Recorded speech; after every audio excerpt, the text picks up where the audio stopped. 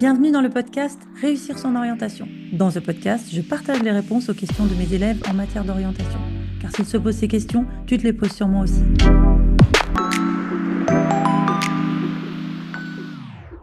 Me voilà de retour après une pause estivale de 2 mois sans enregistrement. J'espère que les rediffusions que je vous ai proposées cet été vous ont plu. Je reprends les enregistrements avec grand plaisir. J'aime vraiment toujours bien ce format du podcast.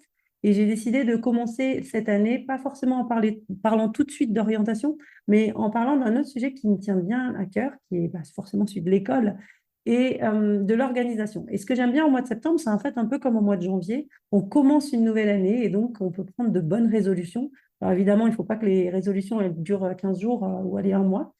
Et souvent, on aimerait bien que son année, forcément, elle soit bien réussie. Et le problème, c'est que pour réussir son année, il faut déjà savoir ce qui ne fonctionne pas et il faut savoir surtout ce qu'il faut faire. Donc, pour pouvoir être efficace dans cette nouvelle année, j'ai décidé de contacter Robin Thionel. Donc, Robin, c'est un étudiant que j'avais repéré sur Instagram, parce qu'il est créateur de contenu. Et il est aussi, il était maintenant étudiant à l'INSA de Lyon. Il a réussi son diplôme au mois de juin. Et Robin, en fait, il travaille énormément sur ce sujet, justement, de la productivité et de l'organisation. Et donc, je lui ai demandé de partager avec nous, et avec toi surtout, 5 conseils qui te permettront de réussir son année scolaire. Et en fait, je pense que si tu arrives à agir dans les 5 domaines que Robin va partager avec toi et que tu arrives à le faire sur la durée, à mon avis, tu vas te réserver une très belle année. Et puis, si en plus tu es en terminale, tu vas te faire un bon dossier qui te permettra après de réussir ton orientation sur Parcoursup, qui nous intéresse quand même sur ce podcast. Voilà. Eh bien, écoute, je te laisse avec Robin et puis moi, je te retrouve à la fin pour faire un petit débrief. Bonne écoute. Bonjour Robin, merci d'avoir accepté mon invitation. J'avoue que celle-là, je l'attendais depuis longtemps. J'avais déjà tenté de t'inviter il y a quelques années, mais tu étais trop pris avec les études, ton boulot, enfin ça faisait trop.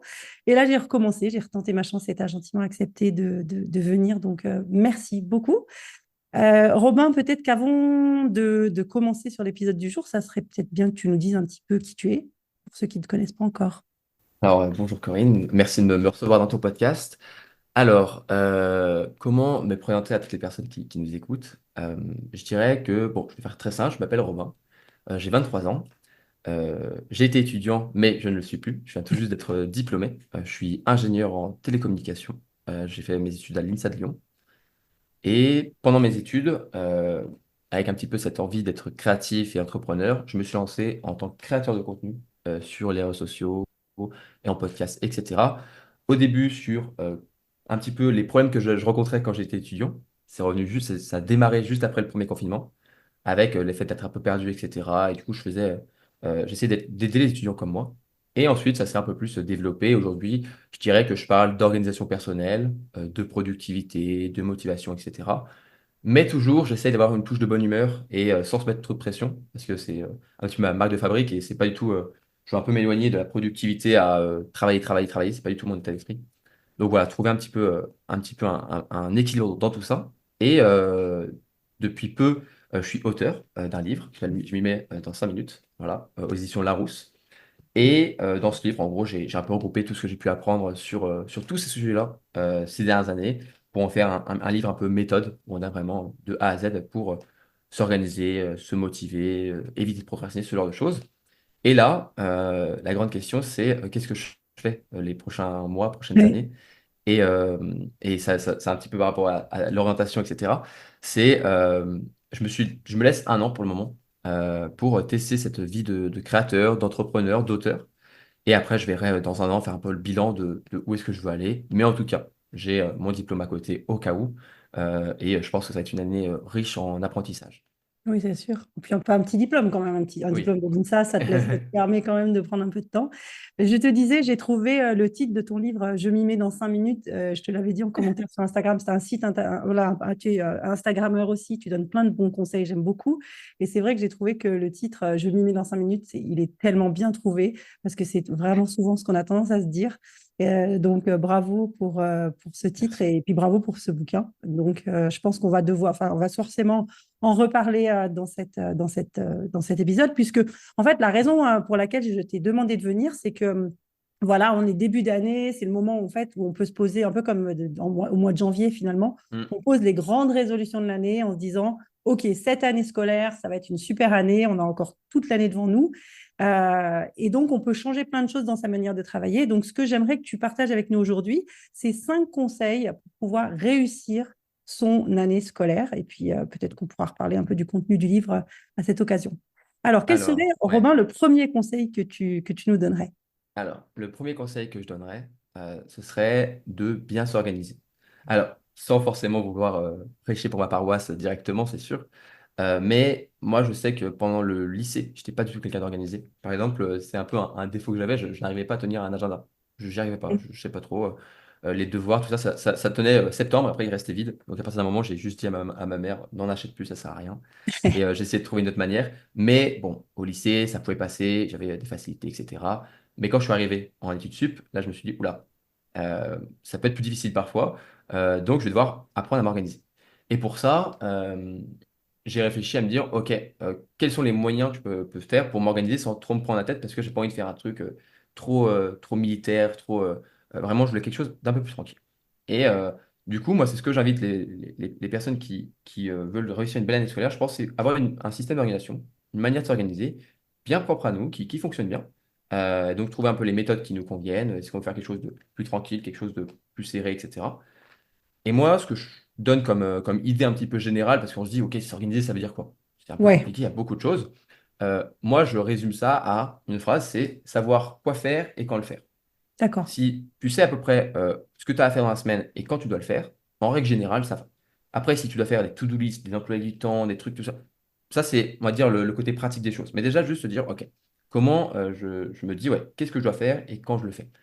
Une fois qu'on a déjà posé ces bases-là, on voit comment on s'organise, mais on a déjà de bonnes bases pour ensuite pouvoir réussir à tout ce qu'on a à faire dans la semaine.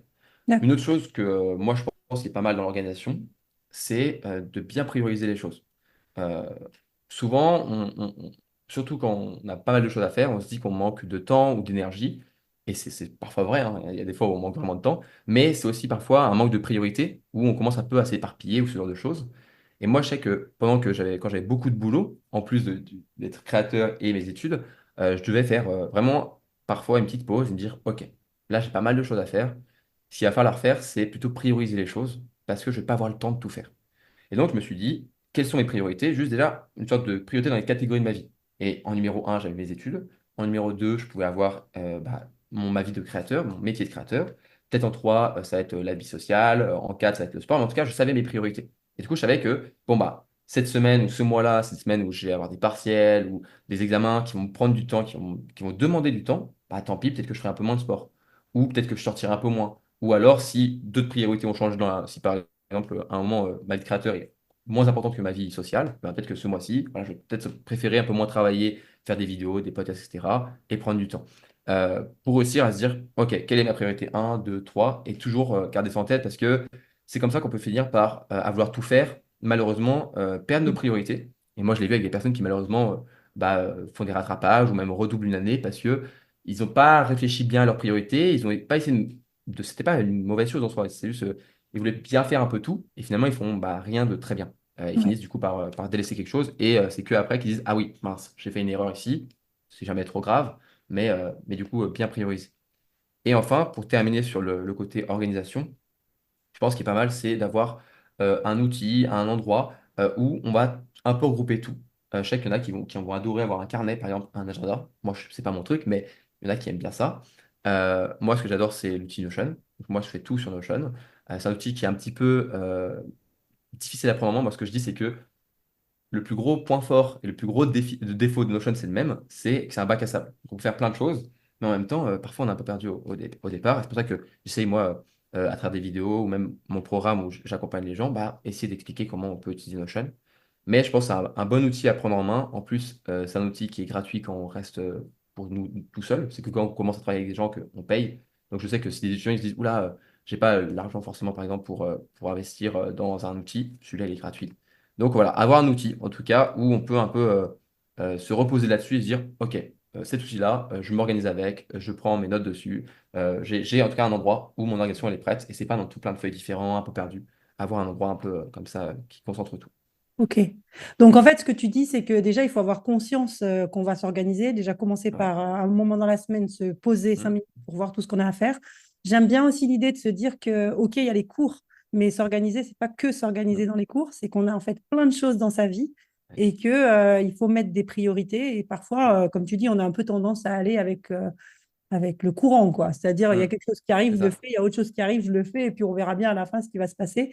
Et ça marche pas, d'accord? Donc, Ouais. ouais, c'est chouette. Donc, toi, tu parles de Notion, en deux mots, Notion, c'est quoi? Alors Parce que tout Notion, le monde ne connaît peut-être c'est pas. un logiciel, une application qui était au début une application de prise de notes. Voilà. Et aujourd'hui, ils sont beaucoup développés. Il y a beaucoup de gens qui ont créé par rapport à cet outil. C'est un outil donc, où on peut faire plein de choses avec. Mais Ouais. l'idée, c'est que tu peux avoir une sorte de petit tableau de bord où tu vas Ouais. avoir eh bien, tes tâches, par exemple, si tu veux t'organiser, savoir ok, quelles sont mes tâches de la semaine, du jour, du mois, etc. Tu peux te mettre voilà, des calendriers par exemple, à des examens qui vont arriver ou ce genre de choses. Et tu peux aussi bah, te créer des pages pour prendre tes notes. Par exemple, moi, c'est mon petit frère qui est rentré en études sup l'année dernière. Lui, il était pas du tout quelqu'un d'organisé. Je lui ai dit, bon, t'es pas obligé de t'organiser de fou, hein. Il était encore moins que moi. Enfin, moi, il voulait pas du tout en entendre parler. Je lui ai dit, bah, mets juste Notion et au moins, tu pourras prendre tes notes avec.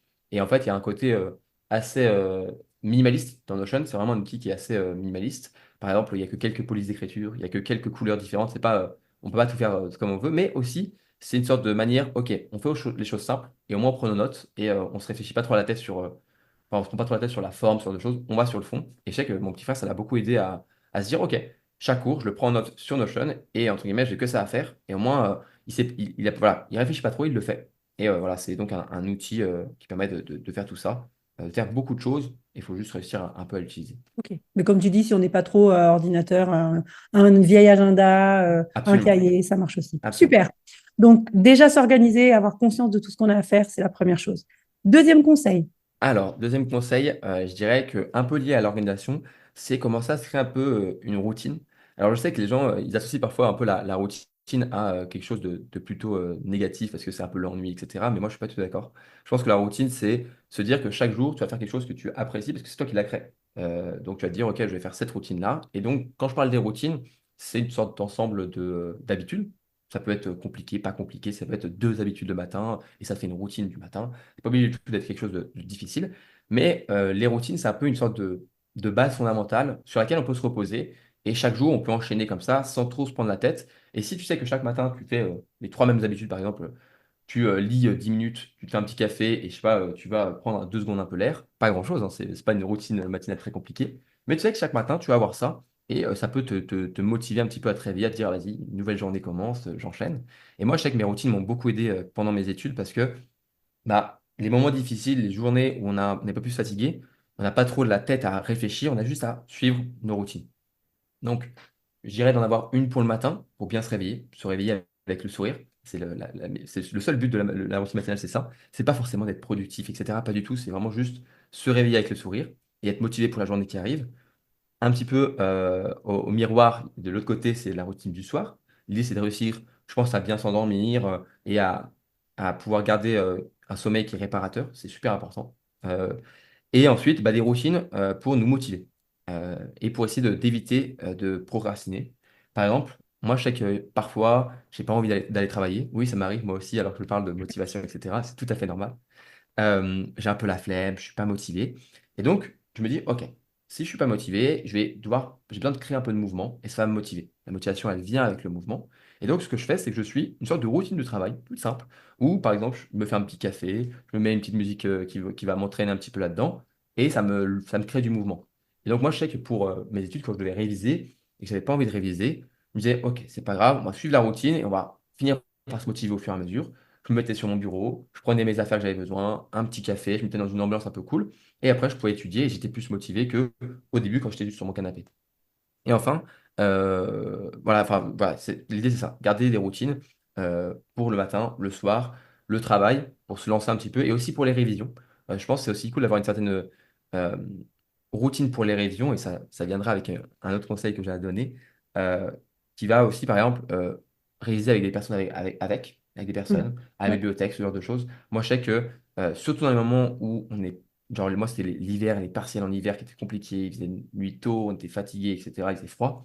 on se retrouvait ensemble et on se motivait comme ça ensemble. Donc on avait notre routine de, OK, tous les soirs ou tous les midis, on se retrouve ensemble à la bibliothèque ou chez l'appartement d'un tel ou d'un tel pour pouvoir réviser ensemble. Et cette routine, encore une fois, c'est le jour où je suis pas motivé, il y a mon pote qui me dit, vas-y, viens, on va réviser ensemble. Et le jour où il n'est pas motivé, c'est moi qui va dire, allez, viens, on va réviser ensemble. Ouais. Et donc, en fait, même réviser avec tes amis ou travailler avec tes copains, en fait, c'est intégré dans ta semaine. Ouais, C'est-à-dire que c'est tes ça. parents, on s'y met Hmm. quand on le sent, c'est le lundi Voilà. soir ou le mardi matin, Hmm. révision travail, on trouvera bien quelque chose à faire. Et d'ailleurs, j'y pensais, je disais rapidement dans le premier conseil sur les priorités, on peut avoir par exemple le sport, etc. On peut aussi avoir une routine du sport, se dire, OK, tous les samedis matins, je vais courir un peu, ça me défoule, ça me permet de penser à autre chose. Et donc, voilà, l'organisation et les routines, c'est aussi voilà, prendre en compte tout ça et se dire à quel moment dans la semaine, on va faire à peu près les mêmes choses, parce que c'est des choses qu'on aime bien, parce que c'est des choses qui nous font avancer, même les jours où on n'a pas trop envie, on a un peu la flemme, on n'a pas trop d'énergie, parce que c'est la base de notre semaine. Oui, c'est ça qui est intéressant dans ce que tu dis, c'est-à-dire qu'il y a des moments où on n'a pas très envie, mais si ça devient une routine, Hmm. finalement, on se pose moins la question. On le fait parce qu'on a l'habitude de le faire. Et c'est vrai qu'on peut mettre dans ses routines des choses plutôt bonnes pour la santé, comme faire du sport, Absolument. par exemple, Absolument. plutôt que de dire, oh, de toute façon, j'ai pas le temps. Voilà. Si c'est dans le programme, dans l'agenda et que ça y est, bah, finalement, on a plus de chances d'y arriver. OK, donc on s'organise, on met en place des routines, ses propres routines, celles qui nous correspondent. Troisième conseil, Robin. Alors, troisième conseil, je pense que celui-là, pardon, c'est pas celui qu'on entend directement. Je pense que l'organisation, etc., c'est des choses qui sont importantes et qu'on entend souvent, mais c'est ne pas hésiter à demander de l'aide. Je trouve que il y a un peu une sorte de honte à vouloir demander de l'aide, à se dire non, mais je peux me débrouiller tout seul. Mais à chaque fois que j'avais une question et que j'ai osé demander de l'aide, tu vois, on dit oser, Mm. alors qu'en vrai, on devrait juste être content de demander de l'aide. J'ai eu beaucoup plus de réponses rapidement que si j'étais resté dans mon coin. Et je pense notamment à quand on est en cours ou on a vraiment un cours qu'on ne comprend pas, une matière difficile, etc. On n'a parfois pas envie d'être la personne qui lève la main ou qui pose la question bête, etc. Même si les professeurs, en règle générale, nous disent qu'il n'y a pas de question bête et n'hésitez pas, etc. On n'a jamais envie d'être celui qui, entre guillemets, interrompt le cours parce qu'il pose une question. Mais en fait, à chaque fois que je posais une question, je me rends compte que la plupart des gens dans la salle, en fait, ils étaient contents que je pose la question. Ils étaient en Oui, mode, ah, c'est vrai. enfin, il y a quelqu'un qui pose la question parce qu'on comprend rien. Je me rappelle un cours d'ailleurs où je lève la main, au bout d'une heure, le cours durait 2 heures, je lève la main, je fais, Madame, je suis désolé, mais je comprends rien. Et les gens dans la classe ont plutôt explosé de rire, mais en fait, c'était dans le même cas. Et la prof était un peu dépitée au début, mais elle s'est rendue compte, elle s'est dit, mince, c'est un peu de ma faute, peut-être que j'arrive pas à rendre le cours compréhensible. Elle a fait, OK, on va reprendre du zéro et on va essayer de faire différemment, un nouvel angle. Et là, en fait, on a compris, on a posé des questions, on a commencé à construire comme ça. Donc, ne pas hésiter à demander de l'aide, donc au professeur, poser des questions, etc. Mais aussi, ça peut être demander de l'aide bah, à des amis, à des étudiants, à d'autres personnes dans la classe, etc. Sur plein de sujets différents, pas forcément les sujets de cours, mais si tu as besoin d'aide pour quelque chose chez toi ou pour aller te motiver à aller au sport, ce genre de choses, faut pas hésiter. Les gens, en plus, en règle générale, je dirais que 99% des gens sont très gentils. Alors parfois, tu auras quelqu'un qui sera pas cool, mais franchement, c'est une personne sur 100. Moi, j'ai jamais rencontré quelqu'un. Voilà, le pire qu'ils peuvent dire, en fait, c'est de dire juste non ou ils n'ont pas le temps. Ça peut arriver. Mais parfois, j'ai eu des profs qui étaient occupés. Je leur ai dit, je leur ai posé une question, je dis, c'est pas grave, mais par contre, à la fin de la journée, reviens dans ma salle, je te prends 15-20 minutes, je t'explique. Et donc, voilà, ne pas hésiter à demander de l'aide, ça, je pense, c'est crucial pour réussir une belle année scolaire. Ouais, puis comme tu dis, si on n'est pas courageux à lever la main devant la classe, à aller voir le prof à la fin du cours, ça le fait. Donc toi, pour toi, en fait, on demande de l'aide, mais pas pareil, ça s'arrête pas au cours, quoi. Finalement, dès qu'on a un problème, Bah ouais, je pense que c'est une bonne habitude à avoir. C'est pas simple, hein, franchement, et surtout, je ouais. pense que le plus dur, c'est de demander de l'aide à des inconnus ou des personnes vraiment qu'on ne connaît pas dans la rue ou sur des choses si on est perdu, par exemple. Mais je pense que c'est quelque chose qui aide beaucoup dans la vie de tous les jours. Et non, ouais, c'est super important. Et il faut apprendre ouais, ne plus avoir honte de ça. De toute façon, les gens, encore une fois, sont super contents d'aider, etc. Donc voilà. Et puis c'est vrai que parfois, même quand on te demande toi de l'aide, ou par exemple pour réexpliquer quelque Oui. chose, ben, finalement, en réexpliquant, tu comprends mieux. Ah oui, c'est clair que pour apprendre, euh, il y a plein de manières d'apprendre, mais une des meilleures, c'est d'expliquer aux autres. Et c'est Ouais, pour ça que c'est intéressant d'aller réviser ou d'avoir une routine de révision avec des personnes, parce qu'on va s'expliquer entre nous, on va s'aider, et c'est OK, moi je t'aide sur les maths, parce que j'arrive bien les maths, et toi la physique, tu vas m'aider, parce que moi je ne comprends rien. Et moi je sais qu'on avait un peu tous nos points forts sur certaines matières, et heureusement que j'ai pu demander de l'aide sur certaines choses, et du coup en retour, moi j'étais super content de pouvoir me demander, enfin évidemment. de rendre cette aide. Donc c'est clair. Ouais. Super. Très bien. Ok, quatrième conseil maintenant, une fois qu'on a vu et fait mis en place les trois premiers. Alors, je dirais, ça va revenir un peu à ce que je disais, c'est bien s'entourer. Bien s'entourer de. Il y a un peu la phrase cliché, mais pour moi, c'est quand même un adage qui reste assez vrai, c'est on est la moyenne des 5 personnes qu'on côtoie le plus. On l'a C'est très entendu des vrai. milliers de fois, mais voilà, C'est vrai. c'est vrai. Donc, moi, je me suis rendu compte à quel point, si je m'entourais de personnes qui me tirent vers le haut, qui m'encouragent, etc., tout de suite dans une ambiance qui est beaucoup plus. Ouais, tu vas dire, ouais, je vais réussir à travailler, et je vais y arriver, etc. Et je remercie toutes les personnes que j'ai pu croiser, côtoyer pendant mes études, parce qu'elles m'ont toutes beaucoup aidé. Que ce soit des personnes qui m'ont aidé pour travailler, que ce soit des personnes qui m'ont aidé à oublier des mauvaises notes, ce genre de choses, c'est aussi important. Des personnes qui sont là dans les bons moments, dans les mauvais moments, des personnes qui vont te motiver pour faire du sport. L'énergie qu'on a en groupe, elle est incroyable. Je sais que c'est pas si simple de s'entourer. Moi, j'ai eu la chance dans mon école, c'était une école qui est sélective en post-bac. Donc, en fait, on était à peu près tous tout seuls. En fait, on était le seul ou la seule admis ou admise du lycée. Donc, on était un peu obligé de sociabiliser, de s'ouvrir aux autres. Donc, ça m'a beaucoup aidé à faire des groupes. Mais je sais que, par exemple, à la fac, par exemple, ça peut être beaucoup plus difficile Oui, parce à la qu'on fac, peut c'est déjà très avoir des groupes, etc. Il y a un peu les TD où tu peux discuter, mais un amphi, c'est plus difficile. Donc, c'est pas forcément quelque chose, je dis c'est ça, surtout les personnes qui sont un peu timides. Moi, j'étais un peu timide et j'ai réussi à travailler là-dessus ces dernières années. Mais c'est important. Et après, bien s'entourer, c'est pas forcément avoir un groupe de 20 potes, etc., faire tout plein de trucs ensemble. Ça peut être une personne, deux personnes, vraiment sur qui on peut compter. C'est un soutien qui est énorme. Et je pense que c'est aussi une motivation de se dire, ils sont tous en train de réussir, ouais, je vais un petit peu aussi le faire. Et encore une fois, c'est demander de l'aide, pouvoir offrir notre aide à ce moment-là aussi. Donc, ouais, bien s'entourer. Aussi pour tous les moments ouais, hors, on va dire, école, cours, etc. Pour penser à autre chose, pour décompresser, pour faire la fête, pour fêter des choses, pour, voilà. Tout ça, c'est avoir une sorte de petit groupe sur qui on peut compter. Et c'est aussi bien s'entourer, je pense, pas que à l'école, mais ça peut être aussi, si on a un job étudiant, avoir des collègues qu'on aime bien. Ça peut être aussi garder un bon contact avec la famille. Moi, je sais que pouvoir voir mes parents, ce genre de choses, les week-ends ou une fois par mois, etc., ça m'a beaucoup aidé, surtout pendant le cycle prépa. Donc voilà, bien s'entourer et avoir des piliers de soutien, quoi. Oui, c'est sûr. Et quelque part, comme tu disais, pour bien s'organiser, peut-être en être conscient aussi. Moi, chez Colisée, c'est un exercice que je fais faire à mes étudiants. Mhm. Comme toi, je leur demande de se lister les 5 personnes avec qui ils passent le plus de temps. Et finalement, parfois, il y a des personnes dans certaines situations, par exemple en situation d'examen, les copains qui font bien la fête, bah, ceux-là, ça ne veut pas dire qu'on va plus jamais les Mhm. voir, hein, mais peut-être on va mettre un peu plus de distance pendant une certaine période pour s'entourer peut-être de personnes avec qui on va travailler un petit peu plus. Et ouais, comme tu as dit pour l'organisation, peut-être être conscient du temps avec qui on passe pour Mhm. voir si bah, dans l'instant, c'est vraiment les gens qu'il nous faut. Mais oui, c'est un peu Bah, la clé. je pense que en fait, être conscient c'est aussi malheureusement bah, se rendre compte que parfois on peut avoir de mauvaises relations, ça peut arriver Ouais. aussi. Donc se dire, ok, pas forcément dire du jour au lendemain, allez, salut, je veux Non, plus te non, bien parler, sûr. mais se rendre compte que on peut avoir des choses des relations qui peuvent nous mener sur des chemins qui ne sont pas forcément ceux qu'on veut suivre, parce qu'on suit le mouvement un petit peu.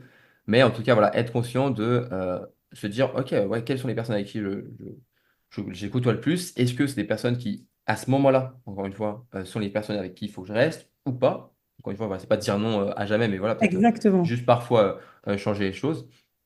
Ça, c'est ouais, c'est clairement un point Ouais, important. c'est un exercice intéressant. Génial. Mm. Et alors, le dernier conseil, celui qui est le dernier, mais pas forcément le moins important, bien au Euh, contraire. je pense que c'est le plus important, ou l'un C'est des le plus plus importants, important. Ouais, prendre soin de soi. ouais. Et je dirais prendre soin de soi, corps et esprit. Donc, c'est faire attention à, moi j'appelle ça un peu la trinité de l'énergie, donc le sommeil, l'alimentation et l'activité physique. Donc, le sommeil est super important. C'est peut-être le conseil de productivité le plus simple et pourtant le plus important, avant même de s'organiser, avant même de faire tout ça, juste bien dormir. C'est le truc, c'est que c'est moins sexy que d'autres que Non, d'autres c'est sûr. conseils à se dire, voilà, tu peux faire des trucs de productivité un peu cool. J'adore ça. Mais en vrai, quand on revient à la base, ça reste quand même bien dormir et faire attention à son sommeil. Puis après, bien manger. Je suis pas là à dire les régimes, etc. Mais juste voilà, faire attention à ce qu'on mange. Encore une fois, c'est une prise de conscience par rapport à tous ces sujets-là. Et après, si on veut aller plus loin, on peut s'intéresser à des personnes qui vont être experts dans ce sujet-là pour se dire, OK, je vais un petit peu creuser tout ça. Mais voilà. Et après, l'activité physique. Donc, pas forcément faire du sport de manière très intense, pas du tout. Moi, je pense juste déjà, c'est mettre des petites actions, des petites habitudes au jour le jour. Ça peut être simplement aller en cours à vélo, tout simplement, ou à pied. Ça peut être prendre l'escalier ou l'ascenseur. Ou alors, si on est obligé d'y aller en bus, bah, on y va en bus, mais on s'arrête peut-être un arrêt plus tôt, ce genre de choses. Et on fait un petit peu de marche, pas grand-chose, ou des petites balades. C'est voilà, créer un petit peu d'activité dans notre corps, etc. Ça fait du bien aussi après faire vraiment du sport intense pour décompresser, aller courir vraiment. Moi j'aime bien, c'était quelque chose que je détestais la course. Maintenant je commence un peu plus à apprécier parce Ouais, que c'est vraiment, c'est un peu bête en fait. La course c'est juste tu cours, quoi. Il n'y a pas trop de trucs à réfléchir. Mais c'est pas que ça peut être aussi, je vais faire du sport et je vais allier ça à un côté ludique et social et je vais faire un sport co. Moi je sais que avec des amis que j'avais un peu perdu de vue, on s'est dit ok, maintenant le mercredi soir on va aller faire du volley ensemble. Et bah, c'est du sport. Mais avec le côté ludique, etc., on s'en rend pas forcément compte. Et en plus, on peut retrouver des personnes. Encore une fois, du coup, j'avais une routine. Tous les mercredis soirs, j'avais mon sport. Et au moins, ça me faisait tous les amis que je pouvais perdre de vue. Là, on était sûr de se voir, quoi. Parce qu'il y a aussi ça un peu, on peut perdre malheureusement de vue de certaines personnes. Donc, prendre soin de soi, corps et esprit. Et du coup, le corps, on va dire que c'est un peu la base de ce que je viens de dire. Mais aussi l'esprit. Ne pas hésiter à s'ouvrir l'esprit sur plein de sujets différents. Moi, ce que je dis, c'est être intéressé, être curieux du monde qui nous entoure, apprendre des choses, découvrir, faire des ateliers différents. En fait, se laisser vraiment ouvert, en fait. Et on a la chance que souvent, dans nos villes, dans nos écoles, dans tout ça, il y a des ateliers, des choses gratuites qu'on peut aller voir et découvrir des trucs super cool. Donc, garder tout ça en tête, faire attention aussi à sa santé mentale, c'est super important. ouais, Ne pas hésiter encore à demander de l'aide à ce sujet-là, c'est aussi très important. Discuter, ce genre de choses. Moi, je sais que ça a été très important pendant la phase prépa pour beaucoup de mes amis. Ils avaient besoin voilà, d'aller discuter avec des personnes, etc. Parce que, en plus, on a vécu les confinements, etc. Donc, ça n'a pas aidé. Mais voilà, vraiment prendre soin de sa santé physique et santé mentale.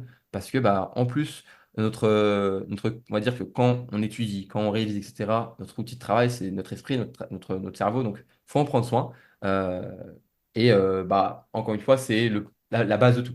Si bah, il y a des problèmes de santé physique ou mentale, bah, ça va être difficile de s'organiser, ça va être difficile de faire des routines, ça va être difficile de tout exactement. faire. Ouais, Donc si on fait déjà ça, et on n'est pas obligé de faire des trucs vraiment ultra carrés, moi je suis pas du tout le mec qui mange le mieux, je suis pas du tout celui qui fait le plus de sport, je suis pas du tout celui qui dort le mieux, mais j'essaie de faire en sorte de, allez, faire, on va dire, les 80% de bonnes choses, et si j'ai 20% qui sont un petit peu à côté, c'est pas trop grave, j'ai déjà fait, on va dire, un peu mieux que ce que je pouvais faire avant. Et avec, je pense, ces 5 conseils, on arrive quand même à quelque chose de solide pour réussir une belle année scolaire. c'est clair, c'est clair. Donc, 5 conseils, et en fait, on essaye de faire un tout petit peu quelque chose Mm, dans ces 5 en prenant conscience de, voilà, qu'est-ce que j'ai fait pour bien m'organiser? mm, C'est quoi ma routine? Et est-ce que je peux mettre au moins une ou deux choses dans ma routine tous les jours? Je demande de l'aide, même quand j'ai la trouille d'un non. Je réfléchis un petit peu avec qui je passe le plus de temps. Et puis surtout, à la base de tout, je prends soin de moi, même si mm. c'est pas parfois très fun d'aller au lit un peu plus tôt et de lâcher son téléphone ou Ouais. que voilà, manger une pizza, c'est tellement mieux que manger des légumes. Et Mm. ben tant pis, je sais que sur le long terme, ça sera bon pour moi. Et ben écoute, Robin, super. Et de toute façon, j'imagine que si tout ça, là, on est allé hyper vite parce que voilà, c'est l'objectif du podcast aussi de donner des bases. Mm. Mais si on veut creuser tout ça, euh, je sais que tu fais référence à plein d'auteurs qui sont intéressants et ce qui est bien, c'est que tu as fait un livre où justement tu condenses tout. Mm. Donc voilà, on peut tout retrouver dans ton bouquin, c'est Oui, ça? on retrouvera un peu tout. Bah, bien sûr, ça parle beaucoup. Enfin, ça parle. Le centre, ça reste l'organisation, mais c'était important pour moi de donner ces petits, on va dire, ces petits conseils ici et là pour vraiment expliquer que c'est un tout. Donc, on parle aussi de prendre soin de soi. On parle aussi de s'entourer pour se motiver, ce genre de choses. Donc voilà, je suis bien sûr plus en détail, je prends plus le temps, mais en tout cas, déjà là, on a une belle vision de comment on peut faire tout ça. Et si bah, les personnes qui nous écoutent veulent aller plus loin, ils retrouveront mon livre. Mais Ouais. voilà. Je m'y mets dans 5 minutes. Et j'imagine Ouais. que dans Je m'y mets dans 5 minutes, on parle de procrastination un petit peu aussi. Oui, c'est ça. Parce que C'est ça, ça on n'en a aussi. pas parlé, mais c'est un ennemi mortel, la procrastination. L'ennemi numéro un de notre productivité. Mais Exactement. on en a un petit peu parlé quand on parlait des routines, Ouais. de se trouver des routines pour travailler, pour essayer d'éviter de procrastiner. Et c'est une des choses qu'on peut faire pour réussir à éviter de procrastiner. L'organisation en est un second. Mais c'est sûr que le sous-titre du livre, c'est Motivation ou procrastination, la méthode pour choisir le bon camp.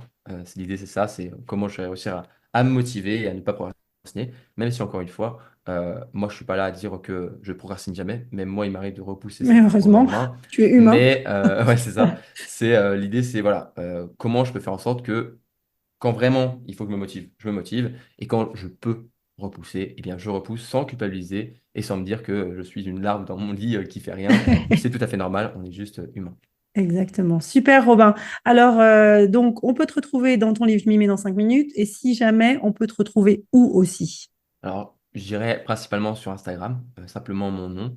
Sur YouTube un petit peu aussi, si les gens veulent écouter mon podcast que je mets sur YouTube. Enfin, on peut trouver aussi en podcast, mais qui s'appelle Le Podcast de Robin. J'ai pas trop réfléchi. Voilà, le podcast de Robin, c'est parfait. Et sur Instagram, donc, c'est Robin Hein, Thionel, Thionel, hein. Donc, c'est ça. T-H-Y-O-2-N-E. Juste Y. T-Y-O-N-2-Z-E-L. Y, pardon. T-Y-O-2. Ok, ok, excuse-moi. Absolument. Oui. Non, il n'y a pas de Je souci. mettrai tout ça dans les notes de l'épisode, hein, de toute façon. Et tu as un site internet aussi. J'ai aussi mon stand, c'est vrai. Voilà, pour ceux qui veulent vraiment D'accord. aller plus loin et par exemple s'inscrire à ma newsletter, mais voilà, c'est juste voilà, c'est un Ouais, site qui la un peu regroupe newsletter, tout ce que je dis, voilà. quoi.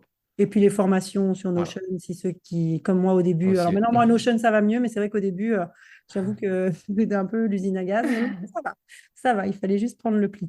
Ok, super. Bah écoute Robin, je te remercie beaucoup de m'avoir accordé ce temps, c'est super. Je conseille évidemment de lire ton livre et puis de te suivre sur Instagram, plein de bons conseils. Et comme tu dis, pas de prise de tête et toujours, tu apparais toujours comme quelqu'un de très humain, très sympa et moi j'aime vraiment bien. Donc, C'est très donc voilà. gentil. C'est très gentil, Merci merci. Robin, à bientôt. À bientôt. Au revoir. Alors j'espère que cet épisode t'a plu. Moi j'aime beaucoup l'esprit assez carré, assez structuré de Robin et la manière avec laquelle en fait il a détaillé tous ses conseils. L'objectif en fait, je pense maintenant pour toi, c'est d'agir dans toutes les catégories, les 5 catégories qu'il t'a présentées. Et donc on va les reprendre un petit peu ensemble rapidement pour que tu puisses, pour que tu puisses voir. Donc, la première chose qu'il a dit, c'est qu'il fallait s'organiser. Donc, s'organiser, c'est la base, ça veut dire beaucoup de choses. Mais en fait, ce que j'ai retenu surtout, c'est vraiment prendre conscience de, voilà, qu'est-ce que j'ai à faire, qu'est-ce qui est prioritaire et qu'est-ce que j'utilise comme outil pour pouvoir en fait tout garder tout au long de l'année et pour pouvoir m'organiser correctement. Donc pour Robin, ça ne veut pas dire non plus mettre en place des choses incroyables, même si lui, il t'a parlé de Notion, qui est aussi un outil que j'utilise et que j'aime bien, mais juste une feuille, un stylo, ça peut être pas mal. Mais en tous les cas, avoir enfin, des pochettes organisées, avoir un bureau organisé, savoir ce que j'ai à faire, c'est vraiment la clé. Le deuxième conseil, c'est la routine. Alors la routine, c'est un peu péjoratif comme ça, mais pourtant, c'est hyper important, c'est très nécessaire. Et c'est pas là aussi quelque chose de forcément très, très compliqué. C'est des petites choses que je vais mettre en place et c'est des choses auxquelles je me tiens même quand j'ai pas envie de les faire. Par exemple, je rentre le soir du lycée, je mange peut-être un petit goûter, quelque chose et ensuite je me mets au travail. Et ça, c'est ma routine. Et puis, j'y déroge pas. Je le fais quoi qu'il en soit. Ça peut être une routine pour le sport, une routine pour s'endormir. Des routines dans la journée, c'est vraiment un peu un cadre qui te permet en fait finalement d'être un peu structuré. Le troisième conseil, c'est un conseil, c'est vrai, Robin le dit, et moi non plus, je n'avais pas souvent entendu, c'est demander de l'aide. Et j'aime beaucoup ce conseil parce que ce que nous a dit Robin, c'est que demander de l'aide, ça se fait à l'école, donc demander de l'aide aux profs, c'est évident, mais aussi aux autres. Mais c'est aussi demander de l'aide dans des parties de ta vie où tu n'es pas forcément à l'aise, peut-être pour faire du sport, là aussi, peut-être pour s'organiser, justement. Mais dire que bah voilà, j'y arrive pas, je suis coincée. Et donc, bah, prendre sur soi parfois, parce que c'est pas simple et se dire que bah, tout le monde aime bien aider les autres. Et puis, comme dit Robin, la pire des choses que tu peux avoir quand tu demandes de l'aide, c'est un non et que c'est pas forcément la fin du monde. Le quatrième conseil, moi, je l'avais déjà partagé dans un article, je te mettrai dans les notes de l'épisode, en fait, c'est de bien s'entourer. Je pense que c'est fondamental parce que avancer seul, c'est bien, mais accompagner, c'est beaucoup plus efficace. Euh, je pense qu'on réussit toujours mieux au moins à deux, alors pas forcément à 20 non plus. Et quand on conjugue être entouré avec la routine de partager ses connaissances avec les autres, ben, je pense qu'on peut vraiment faire de bonnes choses. Euh, Par contre, parfois, ça veut dire aussi choisir les bonnes personnes.